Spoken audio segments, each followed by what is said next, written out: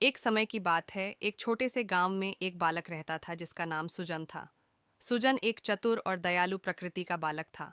वह दिन भर व्यस्त रहता था, नया कुछ करने के लिए हमेशा उत्साहित रहता था। वह गांव के सामान्य रास्ते पर चलना पसंद करता था, लेकिन वह जानता था कि इस रास्ते में कई बाधाएं आ सकती हैं। इस गांव में एक प्राचीन वृक्ष था, जिसे वह रोज देखता था। यह वृक्ष सामान्य रूप से देखने में कुछ खास नहीं था, लेकिन सुजन हमेशा इसके नीचे बैठकर सोचता रहता था। फिर एक दिन किसी दूसरे गांव से एक व्यक्ति वहां आया। वह व्यक्ति उस पुराने वृक्ष के पास बैठकर सुजन से बात करने लगा।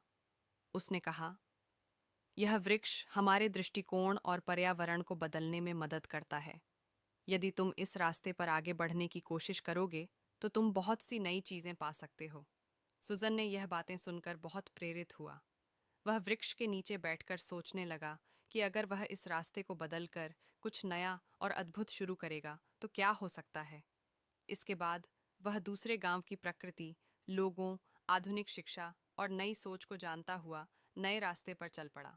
वह आगे बढ़कर गांव को स्थापित करने में कामयाब हुआ और उसका काम प्रभावी होने पर उसने सभी को अनुसरण करने के लिए प्रेरित किया। सुजन रोज इस नए रास्ते पर चलकर बहुत सी सीखें प्राप्त करता गया, जिन्हें उसने दूसरों के साथ साझा किया।